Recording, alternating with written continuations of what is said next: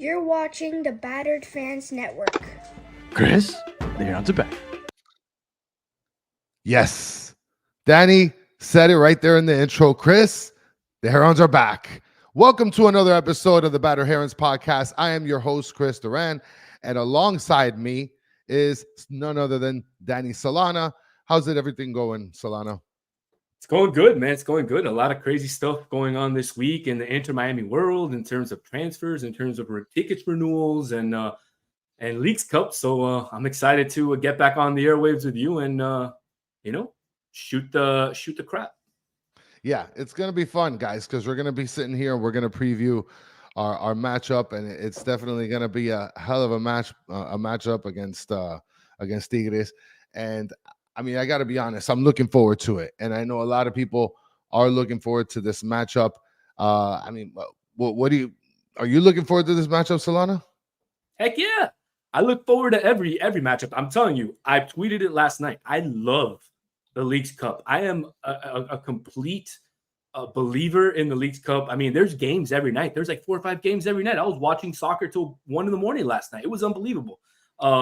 And not only that, but some of the games have been really good, back and forth, high scoring, it's been really awesome. Yeah, man. I've been seeing a lot of the games and the highlights and stuff.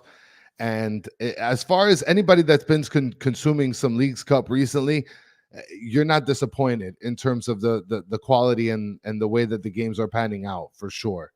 So, I mean, I don't know what else to add to that. Absolutely. I mean, I think we covered it there. I mean, anything else you want to get into before we bring on our guests? I know that there's some folks here that might be, waiting for me to talk about some stuff that was on the Discord. But should we wait till the end, or should we bring it up now in house cleaning? No, sure. Let's just let's bring it up now, so that way we can kind of get through some of that stuff. Yeah. So for those of you that are not on the Discord, I urge you to join. We have some excellent discourse within there, within a lot of the folks that follow the Batter Fam, and we've been talking about the season ticket renewals. There's been a lot of negativity amongst the fan base in terms of the increases. Some people are getting decreases. There's really not a lot of clarity amongst what's going on between the team and the fan base. And last night I dropped the bomb. Talking about a certain individual who's a really good friend of mine who has had tickets for a couple of years now. And unfortunately, his wife was diagnosed with breast cancer towards the end of last season. And he was forced, to sell some of the tickets to not lose money, and 2, to pay for the treatment. A couple of days ago when the remails came out, he got an email that said, you will not be allowed to renew because you sold too many tickets. And he reached out to me and was like, what's going on? Is there anything that you can do? Can you contact somebody? To me, I understand why Inter Miami would do that. They don't want the people who are there reselling tickets, but that's more for the secondary market folks, or for those big companies, right? So it had been 3 days. He wrote an email explaining his situation. Had been 3 days. Hadn't heard anything back from anybody from Inter Miami, and I thought that was, a little bad on the sides of the Inter Miami, just because this is a particular situation. The good news is he did get an email this morning. Inter Miami is going to let him renew his season tickets, so they understood what was going on. So I wanted to start off the show by bringing that up, because I think it goes to show that although there's a lot of lashback for the front office and the team for what's going on with renewals. That's one bright story that we can tell, where the team is doing good by some people. So I just wanted to let the fans know that, and the folks following us know that, because although you can be frustrating, you have the right to be. Look, they are doing the right thing when it comes to certain extreme situations. Yeah, man. I mean, that's something that's good, and that can't be passed up on. You were able to get some information in terms of what was going down in the nitty gritty, and then now we were able to go ahead and figure out that Inter Miami kind of came through on their end. So Mitch is basically wrapping it up with a bow with a great comment. Good on Inter Miami. For those of you interested in the Discord, I'm going to go ahead and put it in the chat. Here it is right here. So if you guys can, go ahead and look through the chat. If not, for those of you watching a little bit later, you can just plug that into whatever website you use and jump right on. So, I mean, that's a good way to start. We're starting off in a positive trend, guys. And not only are we starting off in a positive trend, hopefully that leads us up until a Saturday when we have our matchup against Tigres in Houston, Texas. Now, all of you know that have watched the show, we like to bring on people that have better familiarity with than we do with other teams.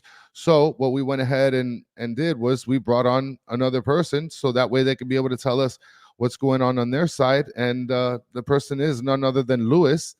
Let's go ahead and bring him to the forefront. Luis, he's representing Tigres English. What's going on, Luis? Hey, what's up, guys? Great to be here. One of the positives of being in this tournament is meeting fans from, other teams and other podcasters doing Yes. content for other teams. So I think it's great to be able to interact and get to know each other. Absolutely. Yeah, yeah. Go ahead. You were gonna say something, No, I Solon? was I'm just sorry. saying absolutely. I'm disagreeing with Lewis. It's good to talk to other content creators, podcasters, streamers, whatever it is that you do in the soccer world. It's just good to connect with other people that do and love the same things that we do. And listen, I'll tell you, Lewis, we just started a channel called the Battered MLS podcast, and we've been having a lot of people representing teams in Liga MX on the podcast with us, and it's been fun, man. This sort of growth, not just within the United States, but just in North America in general. To be able to expand and to be able to kind of gloss ideas and things with each other. So that's always a really cool deal. Now, one thing I wanted to mention, which I kind of asked you before we got on, uh, so you live in? Do you live in Houston? No, I live in Austin, Texas, which is Central Texas. Oh, nice. Okay, all right. And so, and you're going to be going to the game this weekend? I'll be there. Oh man, that's gonna be crazy. That's gonna be insane, dude. I mean, are you going to be going, Solana? I'm not, man. I mean, I think I told you guys before. After my experiences in the Copa America and being in a situation where I was outnumbered by fans, Yeah. I don't think I want to be put in that situation. And knowing that Tigres is hosting Tigres Week in Houston this week, and they are, they have a pretty big fan base, like Lewis had mentioned prior to hopping on in Houston. I think it's probably safe for me, knowing the way that I am and how passionate I am. It's probably safe for me to watch it from the confines of my own home. You got to give us a shot, Solana. We're a pretty peaceful fan base, man. We're very passionate. We're loud, but very peaceful. For the most part, you're not going to see too many Tigres fans getting crazy in the stands. Well, that's good to know. That's good to know because historically Mexican fans have caught a bad rap Yeah. in games Yeah. because they like to throw beers and get nasty. But that's a good thing to hear. So it looks like it's going to be a beautiful day of football and no fighting in the stands like we saw in the Copa America. So that's a good thing. Absolutely. Well, Luis, I have a question, right? What are some of the traditions that the Tigres have at home? So for Like home when they games, play at their home? Yeah. yeah, Monterrey is a soccer crazy city. I mean, it's very into soccer, very much into it. Yeah. And when Tigres plays, about 65% of the town shuts down for the games. Everything kind of revolves. There's a buzz in the city. If you go Nice. shopping early in the day or you go out to eat at lunch on a Saturday, because it's normally when we play our home games, you'll see everybody in town wearing their jerseys. So Oh, that's really nice. it's a special thing in town to be able to drive around, see people flying their flags over in their automobiles and their trucks. There's a lot of that going on. People show up early, walk over to the stadium. There's always food, so you can pick up some tacos, whatever you like to eat, some tortas, whatever it is that you like, you can get it at the stadium, and then just chill out. I don't know if you guys know, but the stadium's always sold out, and the reason it's always sold out is because all the tickets are grabbed by season ticket holders. So it's people that have been holding season tickets for forever, for a long time, and so they Nice. know the people sitting next to them. So there's this camaraderie. There's this, people they've been knowing for years. So there's a lot of chatting up before games, talking strategy, talking about the coach, maybe shooting the breeze a little bit, And then the game starts and it's loud. It's a loud environment. People are very into it. I like to think that we're a smart fan base. We're intelligent. We study the game, and so you'll see a lot of that during the game. People talking about formations and tactics and things like that. And then after Yeah, the game, it's a party. So the whole day ends up being just a great spectacle. It's a great tradition. It's something that, like I mentioned to Solana, we're a very peaceful fan base. So thankfully, at our stadium, you can still show up with your kids, enjoy that moment. So there's sometimes grandfathers, fathers, and kids all in the stands enjoying the game, passing on the tradition. And I think that's important. That's something that we value as fans. And it's a even beautiful visiting thing. fans will show up. Not a lot show up, obviously, because we hold all the tickets. But when they show up, we treat them well, and that's also important to us, is that the visiting fans enjoy their experience as well. So I think if you guys ever make it out there, you would love the experience. I'm game to go to Mexico for a game. I don't know about going to Houston, but if in Mexico, I'm in. I'd be 100% down to go in Mexico. You got me with tacos and tortas. Yeah, man. I mean, good food and then an awesome game. You can't beat it, right? Absolutely not. Well, it's a good thing you transitioned to that, Solana. I mean, what's the presence like in America, right? You live in Austin, Texas.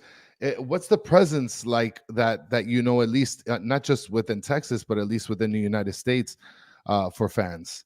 So the big hubs here in the States are going to be Houston, Austin, Dallas, San Antonio, and then the Rio Grande Valley, which is, when we say the valley, we mean McAllen, Texas, Brownsville, Texas, that entire Yeah, area that's turned into kind of one giant metropolis. So that those cities, those metropolis are full of Tigres fans, and that's why when we play in Houston, it's a home game for us. We pack it out, even when we're playing, Houston Dash or Houston Dynamo. We pack out the stadium because there's a ton of Tigres fans here in Texas, and then there's some out in the West Coast in LA, Fresno area. There's yeah, more of a fan base, but the majority are going to be here in Texas. Now, getting into a little bit of last night's game, I don't mind.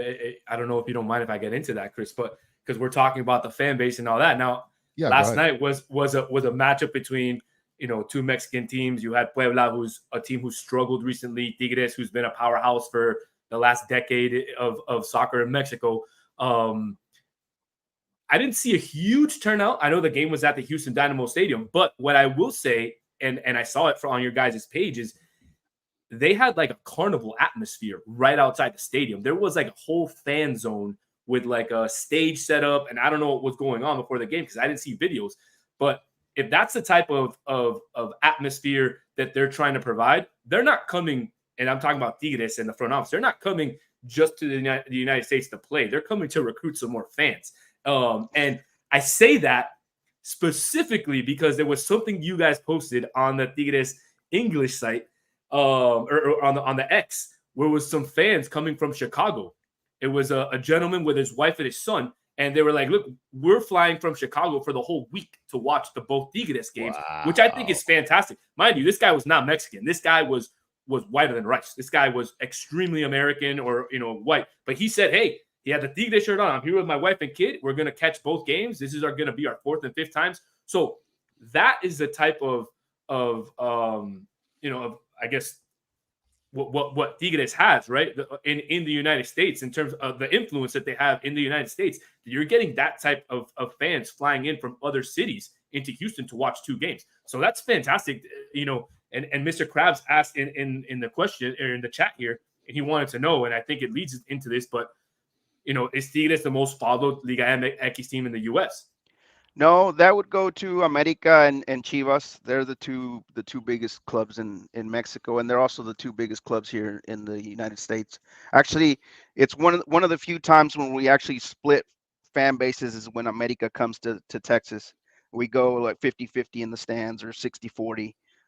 And so they have a ton of fans everywhere. I mean, the thing with America fans is that you can go anywhere in the U.S. and there'll be a ton of them everywhere. Yes. They're an older club than us, so they have a ton more fans than we do. But we're, like you said, Solana, we're growing, and Tigres is recruiting. Tigres is actively looking to appeal to fans north of the border. And things like this week, like the fan week, that where they're doing camps for the younger generations, for the under 14s. They're doing fan fest. They're signing autographs. You can take photos with the trophy. That sort of stuff appeals to a lot of the fans. Well, and Cruz Azul, when they played us here in Miami, I was honestly pretty surprised on the presence that Cruz Azul had for that game. Now, obviously, it was Messi's, his first game in League's Cup, but Cruz Azul came out. Yeah, It wasn't like they came out for Messi. Like they were booing, they were loud. I mean, at some point, you kind of, you know, you sit there in awe because you're watching, arguably the best player of our time. But at the end of the match, they were literally still head to head with fans and screaming and cheering for their team. So that's one thing that I definitely got to give credit to you guys, especially a lot of the teams and the fan bases in Liga MX for. I mean, you guys have looked pretty good so far. You guys are what? You guys just started the season. You guys are what? 3 wins, 1 loss, and a draw. So I mean, that's how it looks on paper. But like, how have you guys looked so far within the games that you guys have played? so we've looked a lot better than how we closed the season last year. Yeah, We've only allowed 2 goals in 5 games, so defensively we're a lot better than we were last season. Last season our back line was just making a lot of mistakes, and we were, giving up a lot of easy goals. But this season with yeah, the coaching change, our defense has improved quite a bit drastically, and we're generating about 17 shots per game, which is pretty good because that with the strikers that we have, 17 shots per game usually leads to some good scoring. And so we've had some good results this season. We beat Santos 3-0. We scored 2 last night against Puebla. Not a formidable team, but still we're generating chances, we're scoring. So the team's looking great so far. I last night well, the game yeah, go ahead. and no, sorry, but talking about that because I wanted to ask. You guys mentioned on your pod in the preview to that game. You guys mentioned that all of you wanted to put a like a B lineup or a mixed lineup of some starters and some guys who don't play all the time, some substitutes. Me, us not being in tune with the team and knowing what that would look like. Is that what kind of what the coach did last night with the players, or did they go all out? Because I saw some of the guys like Cordova, number 17. He's a fantastic player, and he started, and I would assume he's one of the starters. But in terms of the whole lineup, did we see a mixed team, or is that your strongest 11? Yeah, that was a mixed team that he put out. I think he's saving the best for you guys, for Miami. Obviously, he gave some reduced minutes to Gignac, who's our star striker. But yeah, it was a mix of players. Some of them, I believe, had suspensions carrying over from the last cup. Javier Aquino, Rafael Carioca, those 2 guys are normally starters, and they sat. So yeah, it was a mix of play. Tigres tends to do this sort of stuff. They don't necessarily play tough against weaker opponents, and it showed last night. They were content with just having possession. At one point, I think they had 70% possession, and they're just moving the ball around, not generating much until they get in a pinch, and then they have to score, and then they step up. So that's kind of what you saw. What you saw last night is kind of what we tend to do traditionally. We don't. We're not a very cutthroat type of team. We play to the level of the competition. Okay, good to know. Well, let me tell you, you guys essentially, I mean, to me, it was dominating because you guys had 69% possession. Your pass accuracy was 91%. You had 7 shots on target. The one thing that I picked up on was you guys cross like crazy. Like, that's one thing that I noticed, and that was scary. So I guess we'll get into the Tigres preview, right? That's one thing right off the bat when I was watching the game that you guys cross like a mother. Is that something that's sort of like a tactic of yours, or what is it exactly that you guys do to sort of get the advantage? Yeah, we normally do. I think we generated a few more crosses than we normally do in a game. I think we had 35 crosses last night, 11 corner kicks. But I don't know if you noticed, only 9 of those 35 crosses connected. So that's been an Mm, issue for us where our crossing accuracy has not improved, even though we're taking more crosses per game. And so it's an issue. It's an issue for our squad, and it tends to get repetitive, right? When you become predictable, it's easy for the center backs to be able to defend those crosses. And so you saw that last night in the game. Yeah, we're crossing into the box, but Gignac and Nico Ibanez are well covered. And so there's nobody in a good position to be able to send those crosses home. And so the team relies a lot on crosses, but as a fan base, I think a lot of us are not content with that, right? We would like to see more link-up play, more action in the final third, better movement, getting into the box, taking shots instead. But traditionally, we're a team that crosses a lot. This is going back many years because we rely on a lot on our wing play. Absolutely. And I remember some of the wingers that you used to have on the team. One of them is one of my favorite players, played on my childhood and favorite team Nacional, and that's Nico Diente Lopez. He used to play for Tigres, and he was one of those wingers who would kind of be responsible for taking on players one-on-one and finding and connecting with Gignac. And I assume that the reason why your coach plays that tactic in terms of centering the ball, looking for set plays, corner kicks, things like that, is because of Gignac and that type. His head is giant. I mean, to look for his head in the middle of that box is probably easy if you're a half decent player. He just has to find the ball, and once he finds it, usually I would say 8 out of 10 usually go in the back of the net. That's how good of a player he is using his head. So is that something that you think for Inter Miami is going to be key in terms of keeping the ball out of the net, kind of just making sure that Gignac is covered at all times?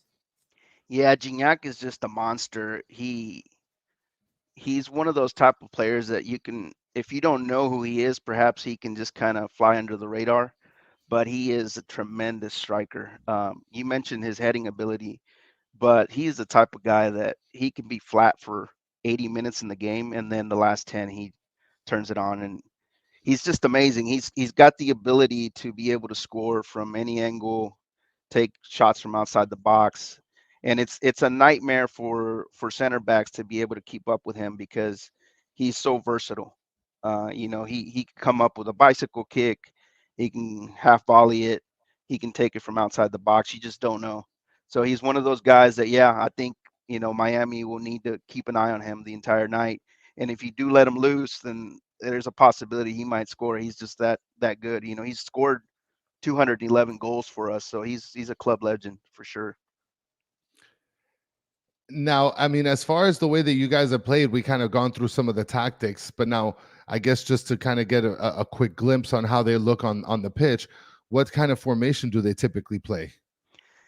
Traditionally, we've always ran a 4-2-3-1, but with this new coach, he's sort of venturing into a 4-4-2 with Gignac and Nico Ibanez up top, and then kind of playing that midfield as a rhombus a little bit.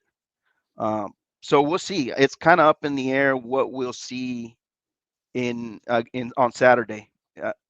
I want to think that he's going to revert back to a 4-2-3-1 and just play with the single center forward, Gignac up top, and then your two holding mids would probably be Fernando Gorriarán and Rafael Carioca.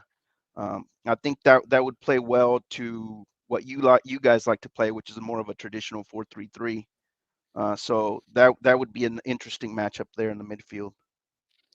Well, and that's worked for us recently, especially with the kind of players that we've had on the pitch. And before I know you were going to say something, Solana, but I just want to get to this question by Ed Barda. Ed Bartra is asking, "Hola, mi gente. Aren't Inter Miami and Tigres already qualified to move on to the knockouts? What's at stake here?" You are absolutely right, Ed. But the deal is that whoever wins will be hosting, I believe, either Toronto.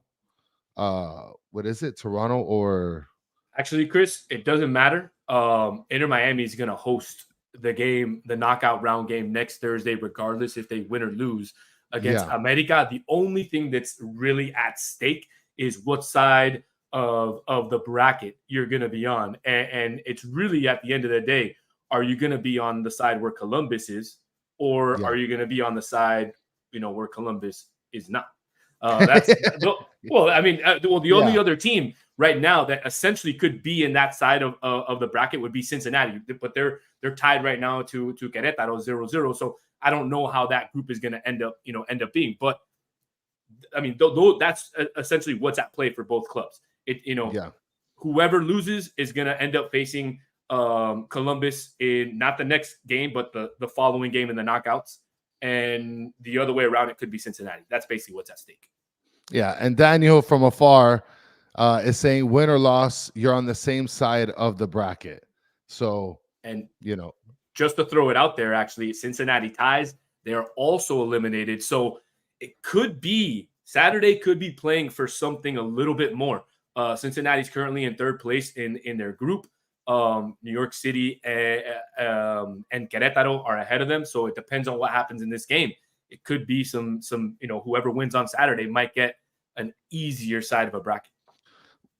and that's what Danny's saying here. Winner of the game plays loser of Toronto Pachuca. So, I guess we're going to be looking forward to that. By the way, before I get back to you, Solana, I just wanted to show Mr. Krabs this comment here. Hey, the Closet Orlando City fan Daniel Granada is here. He came up purple and everything, Mr. Krabs. So there we go. I just wanted to ask Luis, because we talked about Gignac, we talked a little bit about tactics, but there's a lot of people who are going to watch the game on Saturday, especially Inter Miami fans, not just MLS fans in general who watch the podcast, who are curious. Are there any other players other than Marc-Pierre Gignac that Inter Miami should look out for? Obviously, watching the game, I mentioned last night, Cordova it seems like a very excellent player on the wing. But who else should we look out for when it comes to Saturday? The midfield has some really interesting weapons, and obviously they can't all play, but we have a really stacked midfield. And some like Cordova, for example, he's not an automatic starter. Sometimes he has to ride the bench because we have a guy like Juan Bruneta who is an amazing attacking midfielder. And then one guy I think you'll enjoy watching. He's an older veteran type of player. His name is Rafael Carioca, Brazilian. But he is a wizard in the midfield. He's very interesting. He has this ability to control the tempo of the game. He's very slick with his dribbling, his turning ability. So keep an eye out on him, Rafael Carioca. He's a very interesting midfielder. He's the type of holding mid that you don't see very much anymore. He's got a lot of finesse, and it'll be a great matchup. That's the matchup I'm kind of looking to see how he's going to match up against some of these younger central mids that you guys have with a lot of energy, and it'll be an interesting mix of things there. He kind of reminds me of like an old point guard, like a John Stockton type, right? Like you don't expect them to be very athletic or very good, but somehow they're very slick with the way they play. So that's Rafael Carioca there in a nutshell. You don't know how much Chris loves soccer and basketball analogies, so you got him really excited with that. Yeah, one. that was really excited. Because John Stockton looks like he used to like you could beat him, right? Yeah, he used to put up balls on the weekend. Yeah. No, are you used to pump gas like in the state of New Jersey where they don't allow you to pump your own gas? He looks just like a gas station attendant pumping gas. Yeah. But the guy was a wizard. Yeah, and then gets the most assists ever in the history of the National Basketball Association. There you go. I mean, but now what are your strengths and weaknesses though, Luis? Like Tigres, from what I saw, they cross like a motherfucker. Like they're gonna connect at some point. But like, what are the strengths and the weaknesses of the team? So we do have this ability to be able to possess the ball just because we send a lot of numbers into the midfield. One of our center backs is actually a converted. He's had an interesting history because he started out as a central attacking mid, moved into holding mid, and now is sort of like a sweeper position. He's one of the center backs, Guido Pizarro. He's also a veteran, but he's very good about joining the midfield. So when we do attack, he's one of those pieces that moves up. Our left back kind of rides in with the center back. And then Javier Aquino, our right back, is also a converted winger that's now a fullback. So we do have this ability to be able to get up, send numbers up, and attack. And that's why we're able to get up and put a lot of crosses, because we do send the numbers. So that's one of our abilities there, to be able to boss possession and be able to send numbers and make crosses. And our weakness is just, it's been for a long time, transition defense. We're not a very good in transition. So when we're attacking and we lose the ball, watch out. There's a lot of space behind us, and normally we're not well organized. And so if Messi was around, I'd be very worried for what he would be able to do with that kind of space. So it's going to be an interesting scenario to see what, Luis Suarez and some of these guys can do to exploit that space. Absolutely. I can tell you Inter Miami's strengths is transition offense. They literally can get a turnover, they get on the break, and you got to watch out because they've got Robert Taylor on the left, who's extremely fast, and Gressel, who he probably should play for Tigres. Now that, Chris, you're mentioning that they cross the ball so much, because the guy is an automatic crossing machine. He puts them beautiful.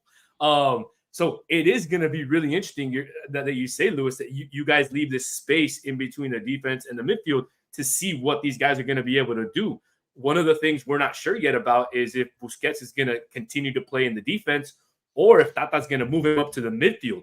And if he does, it gives the midfield a different kind of view as well, because you still have Bright, who's one of our young players. You still have Redondo, who could be moved to the bench, and you still have Matias Rojas, who's another one of our kind of not young, but also not a super veteran either. So it's going to be really interesting to see what tactics both coaches are going to come at, because both teams are riding a wave of success right now, and they're both going in very confident. So Tigres' strengths play to Miami's weaknesses, and Miami's strengths play to Tigres' weaknesses. So I don't know about you, Luis. Are you expecting a high-scoring game, or are you expecting, maybe like a 1-1 or a 1-0? No, I'm expecting probably 4 goals total in this game. Okay. It'll be 4 We'll get plus, to the I think. predictions. We'll get to the predictions in a little bit. We'll get to the predictions in a little bit. But let's just say that I'm a betting man, because I'm not, only on the weekends. All right. But I got the house on this game. Right. And I go up, and for example, you could tell me, if you can go up to Tata and find out, let him know how he can be able to make me some money. What's the best way that we can be able to beat you guys? Tigres does not like to be pressed. When teams press us hard and intense and throughout a game, then we tend to struggle.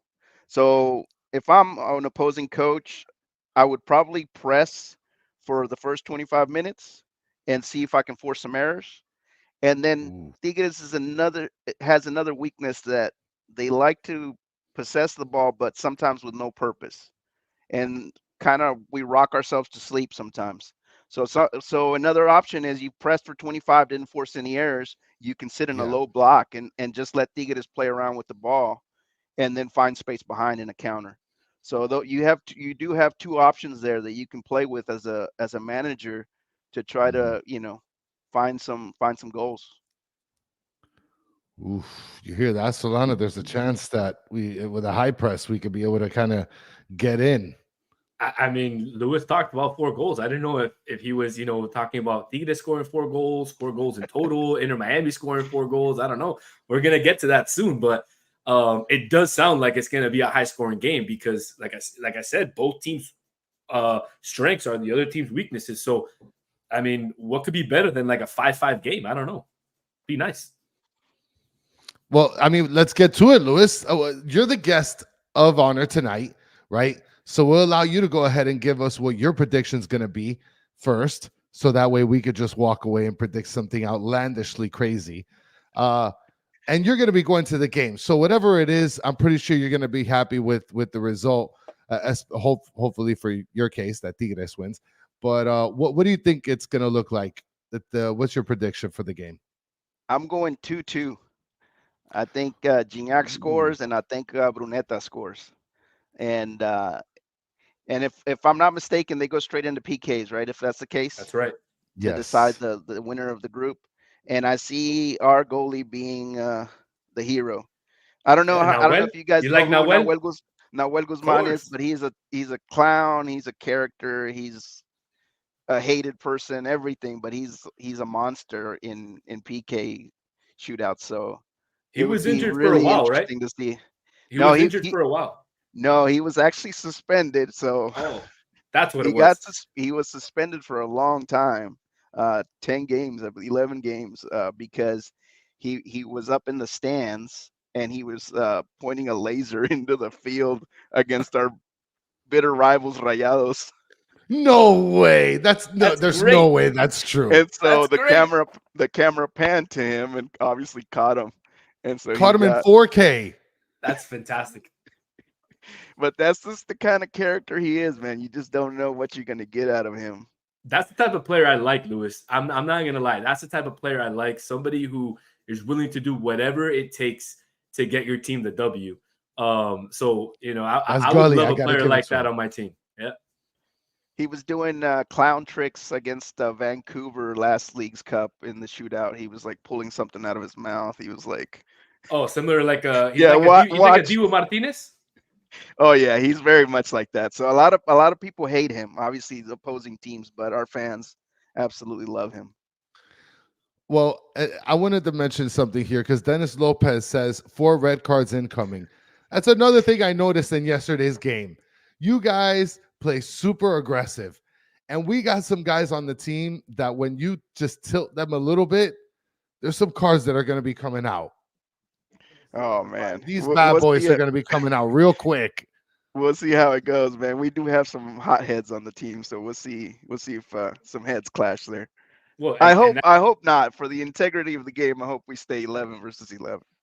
I mean, not only that, but you've got Argentinians and Uruguayans on both teams. Some Brazilians, on one team. So when those guys face off and things get heated, I mean, if Guido does something to Suarez, Suarez is going to say something back, or at least chirp at him. So it's gonna be a really interesting. I mean, it's gonna be a fun game. It's gonna be a really fun game. These guys know, a lot of these guys know each other very well too, because they played in Europe together and other leagues together. So it's gonna be a lot of fun. Should be a great game for sure. Well, Bigote is calling. He doesn't even want to call a prediction. He's just saying first double red card ever coming for Ruiz. Ruiz is a 19-year-old pissed off and super happy, but pissed off sometimes Honduran, and Hondurans got some temper. So it's gonna be a problem. It's gonna be a problem. Oh man, we'll see. We'll see how this ends. I'll give my prediction first, Solana. I'll let you go ahead and leave it for last. Let me just go on some real hectic number here. I think it's going to be a high-scoring game. I saw somebody earlier, and look at Hammy saying Ruiz knockout incoming. It's Ruiz terrorism game incoming. I don't know if you know who David Ruiz is, Luis, but I'm pretty sure after the show you're going to go and look him up. Yeah, I might have to look him up. And yeah, he is. If he gets in the game, you'll know who he is. Well, he's the guy that got a red card against Rayados when we played Rayados last year at home. Inter Miami was winning 1-0. He gets the red card. Rayados turns it on us 2-1. So he's not. I mean, people don't like him. They love him, but they don't like that particular action of his. So go back and watch him. He's very reckless on the field. He's got a lot of passion. He plays salsa out there. You know what I'm saying? He's dancing salsa, and he's putting sauce all over the place. But when he gets pissed, there's no holding him back. And I mean, it couldn't be better said right here. Dennis is saying he's a menace. So, and then Don Cafecito saying baleas over tortas. Oh man, baleadas over tortas, Honduran baleadas. Man, you guys are making me hungry, man. You already made me hungry. You talked about tacos and tortas, and man, there's no better taco than eating tacos in Mexico. That's for sure. Oh, I mean, I tried them all over the place. There's nothing like it. Yeah. Well, I'm gonna get to my prediction. I think it's gonna be 3-2. Inter Miami wins in regulation time. I think it's gonna be 3. I think it's gonna be a high-scoring game. Somebody mentioned earlier that the pitch is gonna be trash. From what I heard, the pitch isn't that great. And especially what they just played there yesterday. So now it's got to, No. They or played no, at they But it's played at somewhere else. NRG. That's Yeah. right. Okay. But I think it's an issue since Copa America, I believe, right? It's a carryover issue that they've been having with that pitch. That's right. Because they played a number of games in Energy Stadium, and it's just a grass field that they put over the turf. So it was having trouble getting, attaching together and all that. So I don't know what they did, if they replaced it or if they've just been watering it or doing something. We'll see what happens. But I guess over the next couple of days, we'll hear how the pitch is. So what are you thinking, Chris? 3-2? That's what you said? 3-2? Yeah, I think it's going to be 3-2. What about you, Solana? I think it's gonna. I'm more with Luis. I think it's gonna be 3-3. I think it's gonna be a tie, but a high scoring tie. So I'm gonna go 3-3. And if Drake starts, I gotta give it to Inter Miami. In the PKs, Drake is a PK master as well. It's gonna be really nice if they go to PKs to see Nahuel and Drake, because both of them are very good in PKs. So one of them is very grounded. The other one is a clown. So it's gonna be really, really. I mean, I can't talk enough about this game. I'm excited. I want him to play tomorrow already. It's gonna be fun. Queso pupusas. And yes, I know I said baleados wrong. I forgot to read the A part. Sorry about that, guys. I'm not perfect. My Spanish is not the greatest, okay? Don't judge. That's why we have the Spanish program, Chris, so you can practice. That's exactly that. You guys want to hear good Spanish? You go listen to the Spanish show, and then you listen to Solana and Xavier and Danny talk all this proper Spanish. You want the garbage Spanish? Then just support me, okay? Help me out, and I'll help you guys out. All right? No come tanta mierda. All right. So before we go ahead and end the show, I like to have a little bit of fun with the guests, Luis. I don't know if you want to go with one of the questions, Solana, because usually I go ahead and I do it, but I'll go ahead and I guess I'll present whatever image you decide of the question that you'll bring up. All right. Well, I'll take the. I'll go with the 90s music question. So okay, all right. We always ask our guests here. We're big fans of 90s music, but more specifically, we like the boy bands. We're a big fan of the boy bands, and we gotta know, are you an NSYNC guy or a Backstreet Boys guy? I gotta go NSYNC, man. Yes. I'm not big on boy bands, but if I had to pick, I'm going NSYNC. Okay, that's good. That's good. Okay. It's a good pick, at least in my opinion, because I picked NSYNC.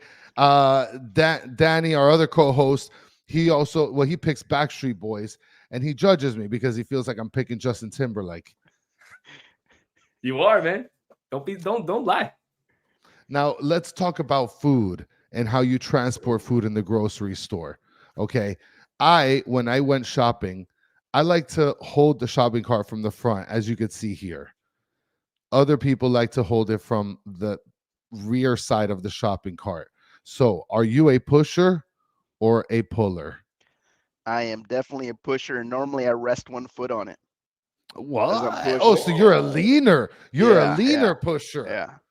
Sometimes I do a little low rider pickup and let it drop. Nice.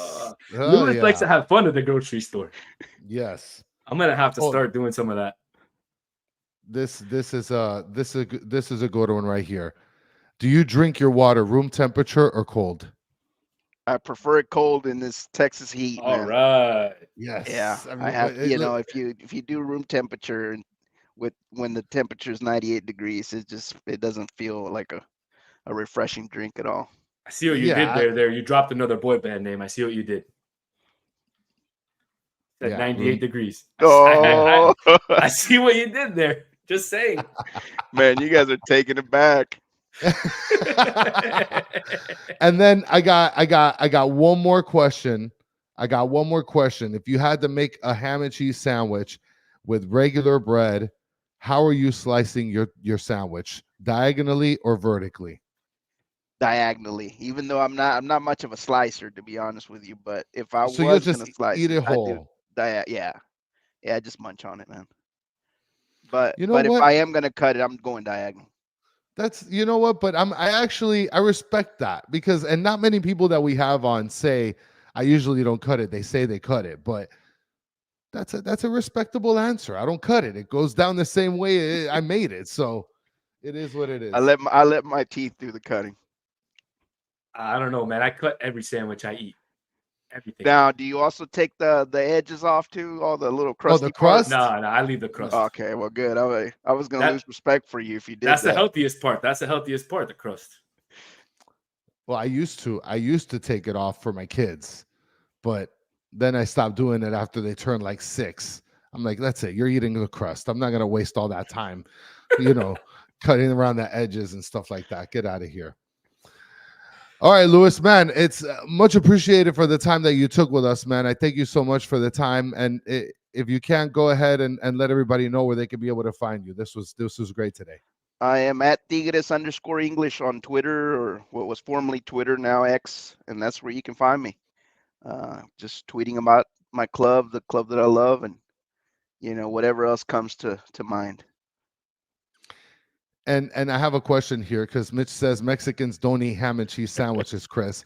But then Mr. Krabs is asking, do Mexicans eat ham and cheese sandwiches? By the way, before you answer that question, guys, I live in Homestead, and there is a Mexican shop that sells sandwiches. So yes, I think Mexicans eat sandwiches. Yeah, they're called tortas.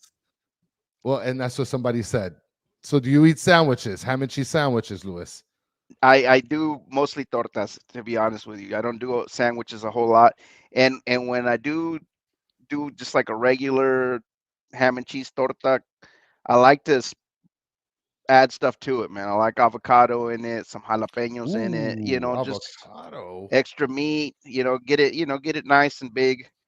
I don't like the skinny little, where it's mostly when the bread to meat ratio is not right, you feel like you're eating a lot of bread. It doesn't feel right. I like to have a thicker kind of sandwich. Yeah, absolutely. And Mitch is saying he's gonna follow, and he thanks you for coming on your class, brother. So hey, thanks, Mitch. Appreciate you. Yes. So guys, I mean, we're gonna end the show basically, but Solana, you got any last words before we go ahead and wrap this puppy up? No, man, it was a fun show. It was awesome to have you on, Luis. And if I ever head out to a Tigres game in Mexico, I'll have to let you know, so you can give me some recommendations. Yeah, hit me up, man. You'll love it if you go. And they treat traveling fans really well, so don't worry about any violence or anything like that. It's all good. Sounds good. Yeah. Count me in, Solana. We're gonna make that happen for sure. So guys, thank you guys so much for hanging out with us here, watching the show. If not, if you were listening online through whatever audio platform, iTunes, Apple Play, Podcast, Spotify, whatever, go ahead and put 5 stars, and put a comment saying, Danny, you're still an Orlando fan. And for those of you guys that were hanging out in the chat room, guys, thank you guys so much. You guys are legitimately the best part of the show. I couldn't congratulate you guys enough for chilling out with us, especially with Luis coming in as a guest today to be able to preview this match. And guys, don't forget to take 3 seconds. It's literally free 99. You see what I'm doing here? Just press one button and you like the video, and you've served the world, and you've made it a better place. So guys, just take the time, press that little thumb that you see there right under this little video here. But other than that, guys, we're going to be back on Saturday. I believe that's when we're going to be doing the post-game show. So look forward to that. But until the next one, guys, have a good one. See ya.